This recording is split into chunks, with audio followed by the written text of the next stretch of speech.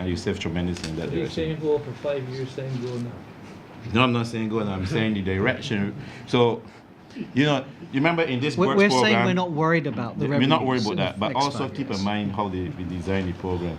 It's a recovery and transformation program. So part of the process is first to recover, stabilize the economy, because it's been in a very bad position first. And then this transformation part, we envision will be changing the character and nature of the economy from overly oil dependent and fuel dependent to more and more dependent on clean fuel, etc. But you gotta pick your battles, so to speak. Now, what you need to do now, stabilize the economy. What you need to do now, fix the fiscal, make the public sector fit for purpose. And then you can focus more on the transformation element. I didn't go into it there, but there's some elements what you call structural reforms, where you look at ways to shift the direction of the economy. So, for example, one has to start thinking about linkages between tourism and the other sectors. Those sort of things you have to think about removing, making it easier to set up business, and making Barbados a place where people want to return often. So there's a transformation element and there's a recovery element. So it's not a magic 5 years or so, but you could imagine if you can immediately save on your import bill, then you can ease on the other side. Well, a quick follow-up for that, if you don't mind. The important thing that has not been addressed, because Avinash only addressed the transport board drivers, is if you want to sell an entity, whether leased for the cave or for Comey or some merge of all the sports facilities in Barbados and that private sector take over that, some stadium company, if you want to sell the television station off or try. The point is that there's no point charging them $200 million for something and then they got to pay you back $150 million in VAT. So that's why I'm asking if there's going to be RFPs or whatever you call them, saying we are prepared, this thing is valued at $100 million, we're prepared to forgive this VAT and that income tax or whatever, it hasn't been paid PAYE, and you pay us $20 million, you can have it. I wonder if you're going to be publishing any of that, or if that is going to be even privately published within, well, I understand it's not been for over a year now. So that means that there's going to be no action on private sector getting involved in a tangible way in helping you out of your jam for over a year. Well, let's begin by saying that we commit to the highest levels of transparency. So if we're going to go through a process of divestment or however structured, enfranchisement or divestment, this will be published. This will be public tenders. And there will need to be thinking through on how a particular entity is done. And we will need to work with the market and the private sector on that. It may be that some entities need to be restructured before that happens, and other entities don't. Professor Variali from the Nation. During the presentation, the word dislocation was used on quite a few occasions, but we didn't get anything concrete.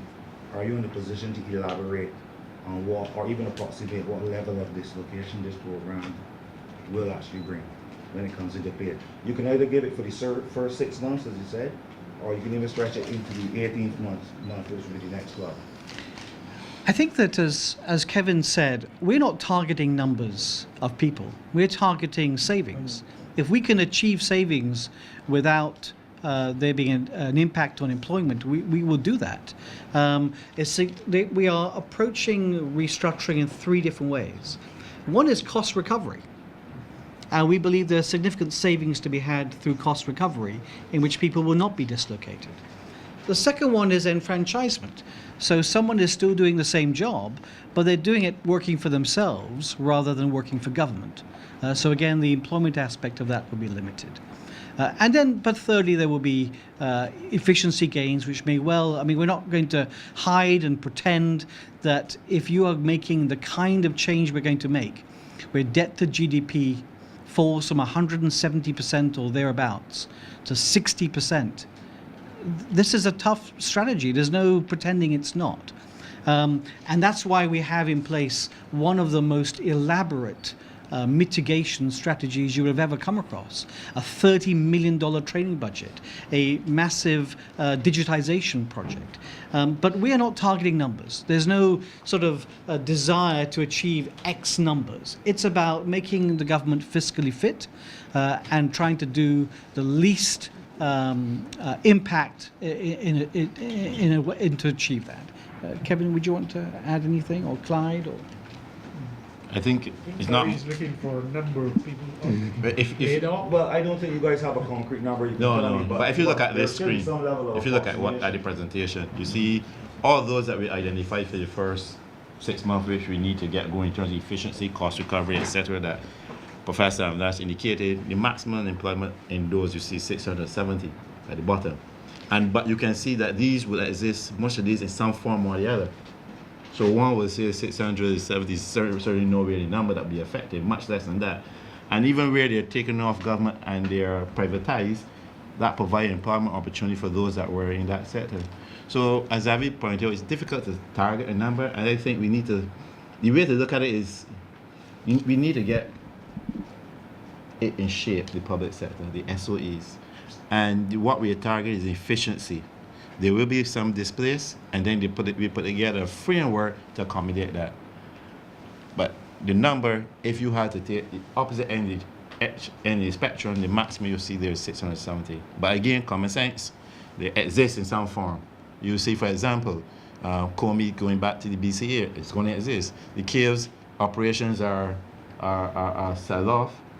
Who's going to run that? The same people, right?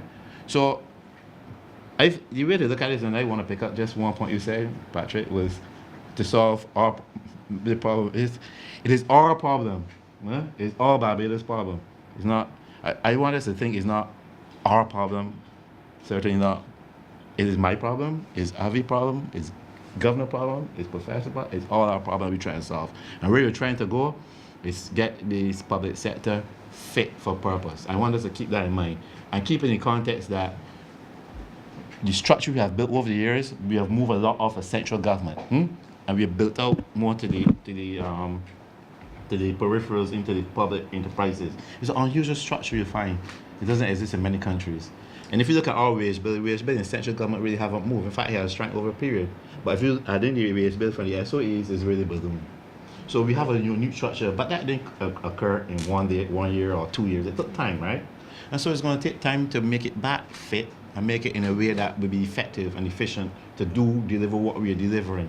I have to say I'm surprised that you're moving so slowly on the private sector involvement, because that will bring you hundreds of millions of dollars, or at least get these debts off, a lot of those debts, and you seem to be pushing that away for another year or two.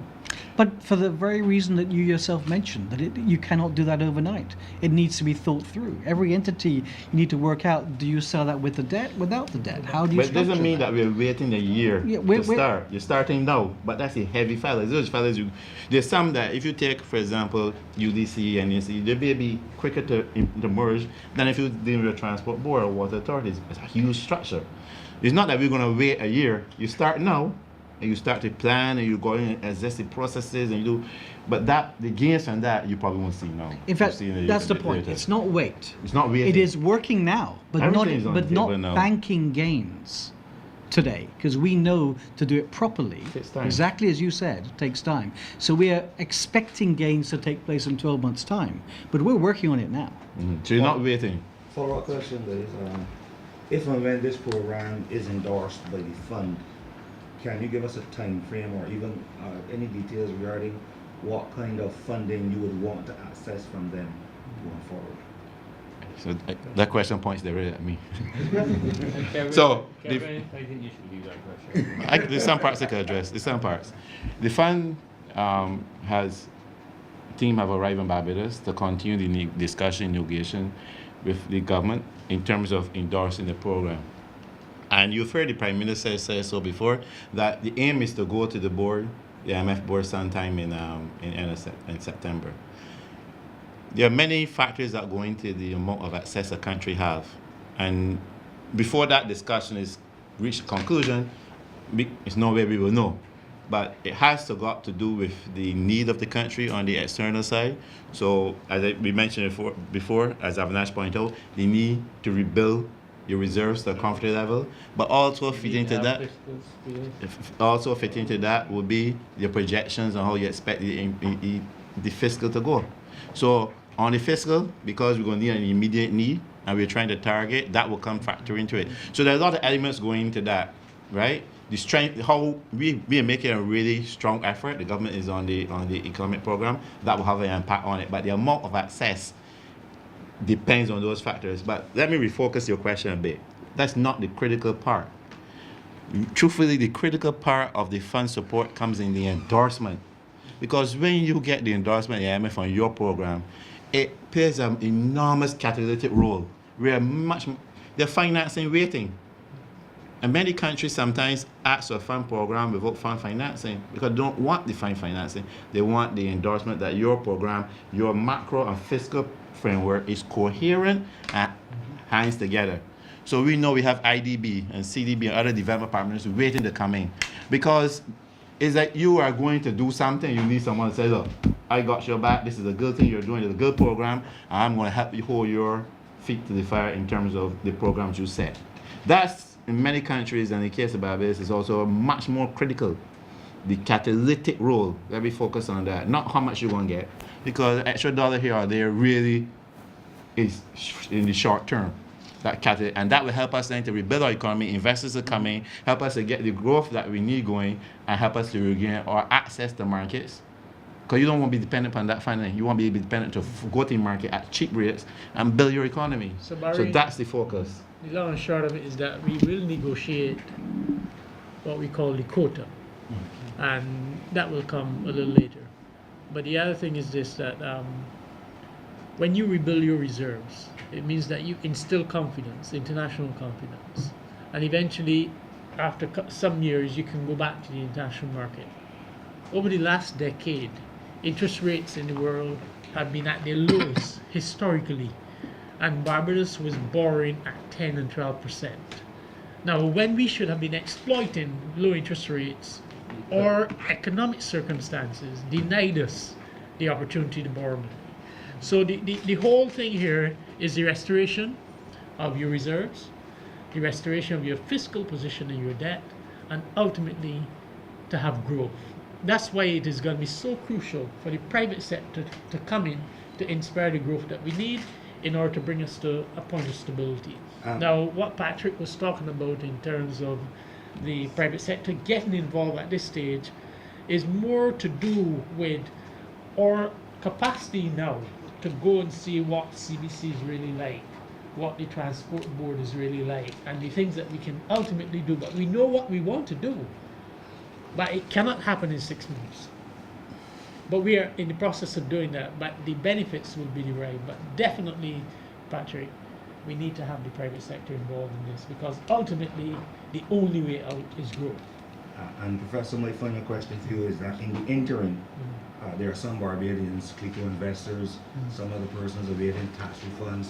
In the interim of the implementation of this program, what can you say to those Barbadians that are expecting the government of the day to fulfill its obligation to them? That's a necessary condition as part of the program. We have to repay the arrears, and those arrears will be repaid over the life of the program. So Barbados can look forward to receiving what we owe them.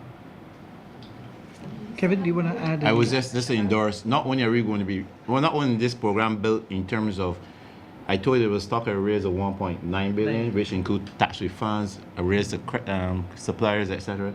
That has to be repaid over the life of the program. We envision this program as a 4-year program that will set us on the track of transformation. But we also, the program envisions that the government remain current in all repayments. So you're not going to recognize, Dr. Greenidge, that for most Barbadians, they expect that to be a short-term fix. Which one? The current? All payments, they expect it to be a short-term. It means that you will go back where you were? No, that they would receive what is due to them. No, so you can appreciate that 1.9 billion is not 10 cents or 1.2 cents. Yeah. So you can't pay that tomorrow. You have to develop a plan to pay over a period that is consistent with the envelope of resources you will have at that point in time. And that is built into this already. But Doc, isn't the fact that you may have mergers, you may have entities being merged, some people will be displaced, and the NIS, for example, will find itself under some pressure as well. Because there are some state entities that are not current with their NIS payments. Yeah. Those are planned That's for. also That- that's yeah, also that's the taken- plan. Okay. Yeah, That's also part of that's it. taken. One thing you should mention though is that this program also builds in terms of monitoring, it builds in what we call a social spending protection element. Right. So because sometimes you find when governments get under pressure, they tend to cut Social spending. and also if you're implementing a program, as Avi said, you won't come out on scale. There may be some displacement. So you see one of the benchmarks I mentioned there, one of the targets in terms of us reporting regularly to IMF and to ourselves, because we are really in charge of our own destiny, is to put a limit to how much you can reduce social spending by. So you want to protect the social spending so that